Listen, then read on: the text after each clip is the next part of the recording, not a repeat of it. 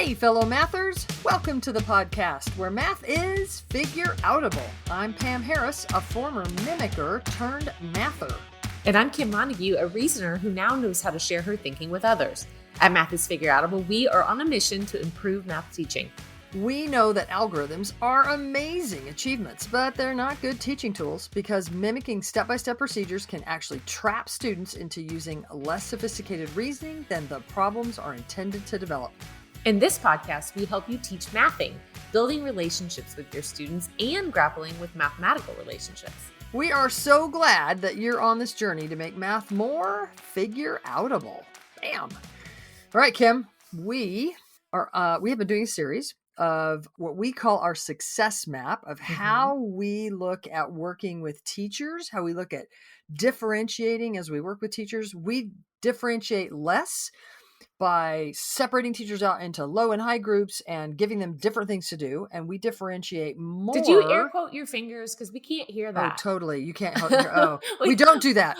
We do not separate teachers out in low and high and give them different things to do. Okay. What we do is do the same kinds of tasks with teachers, no matter what experience level they are on, recognizing that they can have different lenses through which they experience the learning that we're doing.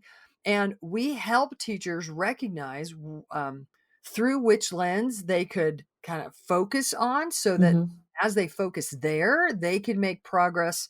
And so the success map really is helpful for us. So as we plan things to do with teachers, we really think about, are we making sure that in that task, it's open enough for teachers at all these different experience levels? And it's also helpful for teachers to be able to say, as I do this task here, I'm going to focus in this way. So a teacher might say, I've never really thought about this area of mathematics. Bam, I'm going to dive into this problem. Say we're doing a problem string with them. I'm going to dive into this problem and try to solve it using what I know. I'm going to reason using what I know. And if I'm tempted, I'm inclined to use some memorized step-by-step procedure. I'm going to lean away from that. I'm going to try to lean into reasoning using mathematical relationships. Yeah. Teacher might also say, now I can do that. Like I can, in this area of mathematics, I can use what I know to solve problems, but do I know the major models and strategies for this operation? And so that I might, as a teacher, be focused in that area. Like, okay, I can solve it, but what are the other ways and what are the other models that I could use to make that thinking visible? And then I might be a teacher who says, yeah, I got that. But now I'm going to start eliciting that from students. And as I listen to student thinking with all that background we just talked about, now I'm going to represent and make that thinking visible. And I'm going to really work on listening purposefully to students and then choosing the best model at the best time and making thinking visible so that we can have conversations across strategies. And I'm really working sort of there. Or you might be a teacher who says, no, I got that. What I'm really working on now is how I see you're like doing these problem strings. I see this private response signal and I see this neutral response and these teacher moves and the different tasks you're using. Maybe you're in a place where you're really thinking about incorporating those major teacher moves in your practice. Or maybe you're like, I don't know. I think, Pam, I've kind of got those down and you're now in what we would call the fifth stage, which is all about sequencing or advancing the math. Yeah. And, before we talk about that, I'm going to say one thing that I'm glad that you say that we're giving them a lens, giving teachers a lens on what they can be focusing on. Because it's not like you do all stage one and you're perfect at stage one, and then you go to stage two and you're perfect at stage two, but you don't ever do anything else in any other stage. It really is, I'm kind of doing teaching. Teachers do all those things all the time, but they're focusing their study, their craft, they're getting better at a particular stage. So for like stage one, you might have never thought about numeracy before. You may have never thought about math being figure-outable. So that might be a place where it's all brand new. But if you're teaching, you're probably using some teacher moves, but you're sharpening better teacher moves and when to use those teacher moves, when not to use those teacher moves. So it's not like you have to be perfect at a stage before you can go on to another stage. It's just what you're focusing on in that moment. Does that Absolutely. make sense? And when the math changes, so then you might Yes. shift and you might think, okay, now I'm thinking about geometry. Right. And now I'm like, okay, can I solve this problem thinking and reasoning? And what does it Yep. look like what are the major models and strategies happening here? And so as you Right. shift your focus, we all kind of cycle back through these Mhm. stages. I don't know. You and I hate the word stage. We just Yeah. can't think of a Yeah. better word for it. But I got to tell you, Kim, the other day I was listening to a podcast my son turned me on to. Three blue, one brown, three brown, one blue. Grant. His name's Grant. Anyway, he has this great math YouTube channel, and I was listening specifically to the one where it was the big ideas of linear algebra. And he did something in the middle of this one video. And I was like, man, I am stage one right here, right now. Oh, okay. He did Yeah. this very visual way of explaining matrix multiplication. Uh-huh. Well, he did this visual thing. And then he said, now look at this. And I was like, oh, it's matrix multiplication. Like I had this huge aha. Oh, fun. Oh, it was super, super fun. Yeah. And so we all in different areas of mathematics will sort of go through these stages if we want to teach those areas Yeah. of mathematics, and like you said, we're not always we're not ever just in one, but we can focus, we look Yeah. through that lens and kind of focus our work in a particular place Yeah. today. And to be clear, every single one of us is at probably every single stage for something different. And Mm, we're moving forward based on our focus of the day. mm, It's kind of like, you're filling all your buckets, and you're filling different ones at different times based on the need that you have in that moment. mm-hmm, mm-hmm. So today let's talk about stage And it, 5. yeah, and it can be super helpful to recognize, ooh, for this, I'm in this this particular place. Bam, Wow. let me work on those things. It helps you focus. Yeah, Yeah. cool. All right, so stage 5, sequencing, advancing the math. Yeah. Kim, what So do you have to say about that? I'm gonna talk to leaders for just a second, because as leaders, we can feel pressure to jump to stage 5 quickly. We as leaders might think we need to know everything in stage 1 through 4 before we can actually lead. Mm, Or we can say to our teachers, hey, we got to hurry up and get to stage 5, because this is where you build a curriculum, and I need you to comment on the curriculum that we've been handed. mm, Or we're gonna set that aside and build something together. mm-hmm. And we can jump there too quickly or feel like we have to have all the answers. Yeah. This stage is all about progression. It's all about the flow of lessons to move students and mathematics forward. Mm-hmm. And it's understanding that one or two experiences doesn't help students or teachers get it. You just air quoted, didn't I you? did the it. They don't get it. Yeah, it. What's the it? Uh-huh. Like multiple, we want multiple access tasks so that everybody learns and everybody Yeah. grows. Yeah, So and then it's we thinking keep about going. the varying needs in your class, and the sequence of things in your classroom, the sequence of lessons that you're going to do to move the math forward. So there are quite a few major milestones, because it's a very complex stage. Mm-hmm. Lots of things to consider, to have in your mind in this stage. All right, so So, we're gonna say several. We're gonna talk about several things, yep. a little bit about several things. Yeah. Okay. So the first Okay. one is creating a similar or an echo problem string based on a pre-written string. So you have a string in front of you. In this stage, you're able to create a echo string. Or at least you're working to create it. Yep. Yeah, your desire is to really know the string well. Uh-huh. And so to really know the string, that instructional routine well, you're diving in and you're saying to yourself, how could I write like an echo or a similar, use different numbers but accomplish the same things? And that is not trivial. No. Yeah, to create a good one, let me tell you, I have tried to create echo strings from some, and I'm like, wow, these numbers are just so tight. Uh-huh. But it helps you really own the relationships better to do that. We Yeah. should on a podcast sometime write a string together, Oh, that would be good. so we can Yeah, talk we should out. do Yeah, that. it's Yeah, some are easier than others. sometimes people, I think people hear me say problem string. I was thinking about this a lot because I've done a lot of presentations lately, and I wonder if people hear, listeners, you have to tell us. I wonder if I say, "Hey, do a problem string," if they hear, "Oh, do a bunch of problems in a row." Okay, I'll go find a bunch of problems that are in a row, and they just go kind of grab Oh, them from anywhere. So we almost had to come up with a different name for a problem string because it's a very specific, purposefully written series of problems that are related and in a specific order. that's too It's long of a title. yeah, I know. So anyway, it's not so in order to get to know specific relationships better, a way to do that is to write echo strings. That's one thing. Yep. Let's do all right, Okay. next. The next is creating a next step or what we call an up the ante problem string based Mm. on a pre-written problem string. So you have the problem string, you can create an echo string, but also are working to create a next step. Yeah, if you're going to up the ante with those kids, what does it look like to up the ante? And I know, Kim, Yeah. you're really good at this because you'll say, don't change everything at once. Yeah. So if you're Yeah. going to maybe up the numbers, make the numbers a little more complex. That's one thing Mhm. we could change. What Mhm. else? You might change the model. So same strategy, same relationships, but now on a Mhm. different model, different spatial look. Mhm. Yeah.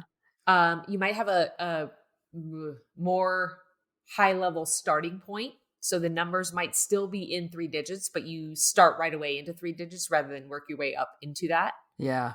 And then whatever you do, don't change all of those and the strategy at the same time. Oh yeah. Yeah. Yeah. So like within a strategy, change like one or two of those things. Up the Uh-huh. ante enough that everybody can still enter and everybody still grows. Okay. Another one is creating a sequence of problem strings to build a major model strategy or concept. So not just one single string, but a sequence. Yeah, because it's all about progression, right? Hmm. Hmm. We're progressing. So it's not often teachers will say, "Hey, I did your thing, I did your string, they didn't get it." That it in quotes. Uh-huh. And I'll say they didn't get it and they're like, "Yeah, they weren't all doing your thing at the end." Uh-huh. And I'm like, "What were they? Did they all learn and grow?" "Well, yeah, they all learned and grew, but they weren't all doing it." Well, yeah, that's why you have to do a sequence of strings. Uh-huh. The idea is multiple access, everybody learns and grows, then you up the ante, and I'm doing my fingers, you can't see it, but like Uh-huh. where everybody has an access point, everybody learns something, and you keep doing that over and over again. And so it's about sequencing. And that's, let's be clear, that's not trivial. I think these other two are a little bit easier to create an Mhm, echo string, mhm. to create a next step string. You're kind of basing it on something to create a sequence of strings. And that's, Kim, we know that. We've just been working really, really hard to Yeah, write books of sequences of problem strings. And it's not trivial. We have a lot of experience behind us. We've done a lot of experimenting, a lot of work with students and with teachers to create those sequences. But that yep, is a thing then that we need to all get better at. And yep, maybe I'll just say, you don't have to necessarily create them. You could use ours.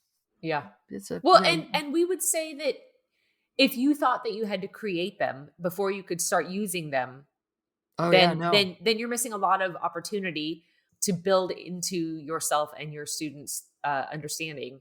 Mhm. Just we do what we did. We use somebody else's.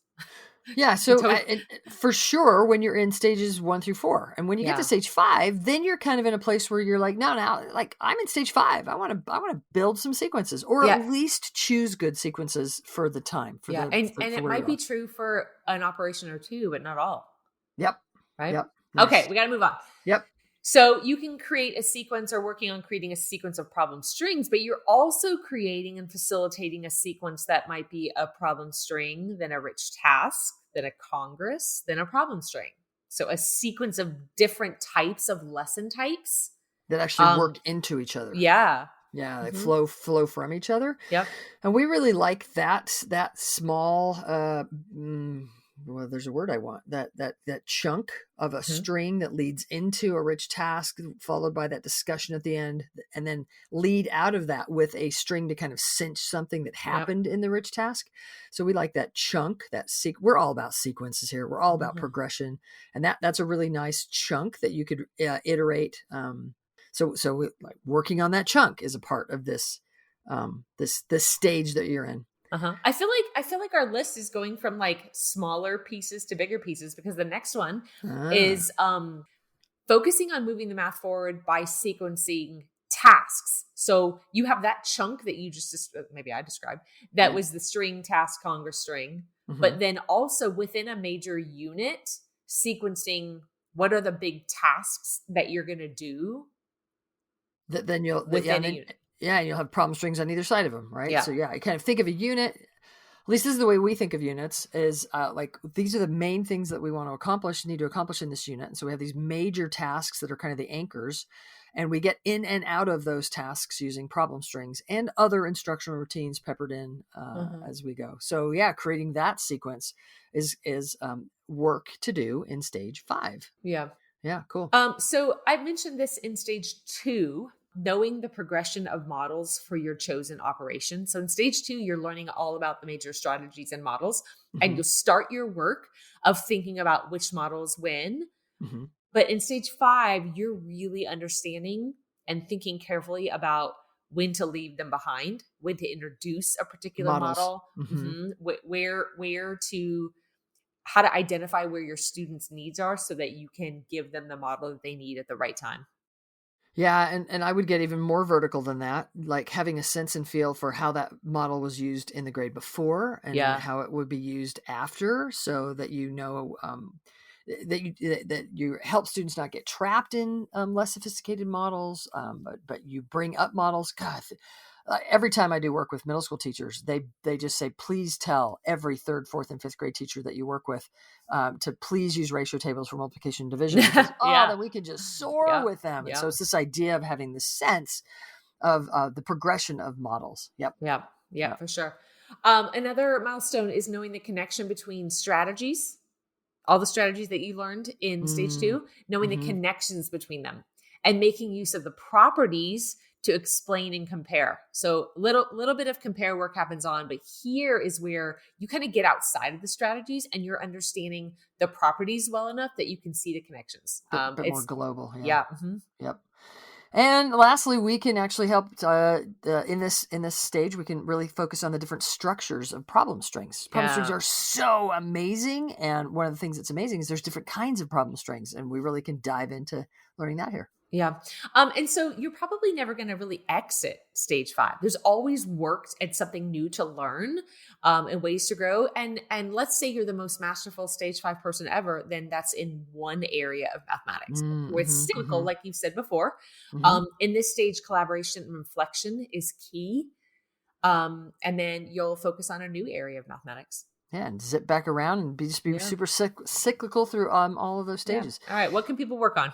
Yeah, let's give you some action items. So, y'all, if you have not taken the Developing Mathematical Reasoning free workshop, what is happening? So, Right. mathisforable.com/free workshop, where you can dive into the Developing Mathematical Reasoning workshop and notice how we sequence tasks in that workshop. So, that would be a lens through which you could look. If you're in this stage 5, you could take, you might have noticed we've given you that as an action item, and I think in almost all these stages, Uh-huh. because again, it's the lens through which you are looking as you take that. You might be like, Pam, I already took your workshop when I was in a different lens. Darn, I wish I could take it again. Do you know that you can register for it again?